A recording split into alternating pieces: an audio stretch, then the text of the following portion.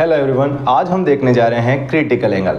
तो critical angle समझने से पहले आपको ये समझना होगा कि जब कोई लाइट रे डेंसर मीडियम से रेयर मीडियम में जाती है तो वो अवे फ्रॉम नॉर्मल अपने पाथ से डेविएट होती है, ठीक है, जिसको हम रिफ्रैक्शन ऑफ लाइट बोलते हैं।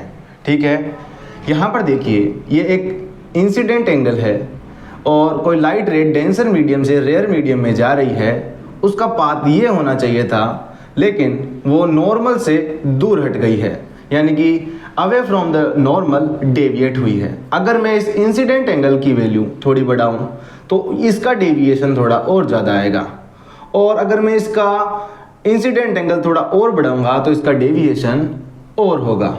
लेकिन एक पर्टिकुलर इंसिडेंट एंगल के लिए रिफ्रैक्टेड एंगल की वैल्यू अगर 90 डिग्री हो जाए तो उस इंसिडेंट एंगल को हम क्रिटिकल एंगल बोलते हैं। ठीक है, क्रिटिकल एंगल बेसिकली हम उस एंगल को बोल सकते हैं, एक ऐसा पर्टिकुलर एंगल जिसके लिए रिफ्रैक्टेड एंगल 90 डिग्री हो जाए। लेकिन आपको ये ध्यान रखना है कि क्रिटिकल एंगल तभी होगा जब लाइट रे डेंसर मीडियम से रेयर मीडियम की तरफ जाएगी।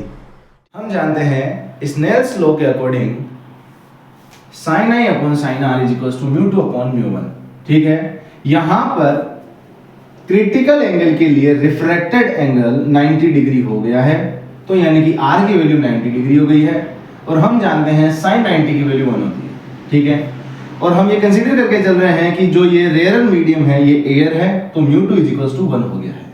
ठीक है, यहाँ पे जो इंसिडेंट एंगल है उस पर्टिकुलर इंसिडेंट एंगल को हम क्रिटिकल एंगल बोलते हैं, जिसको हम डिनोट कर रहे हैं IC से। तो हमारे पास यहाँ पे क्रिटिकल एंगल का फॉर्मूला आ जाएगा sin IC equals to 1 upon μ1। μ1 उस मीडियम जो डेंसर मीडियम है उसका रिफ्लेक्टिव इंडेक्स है। आई होप आपको ये क्रिटिकल एंगल बहुत अच्छे से समझ में आया होगा। अगर आपको समझ में आया तो प्लीज चैनल को लाइक करें।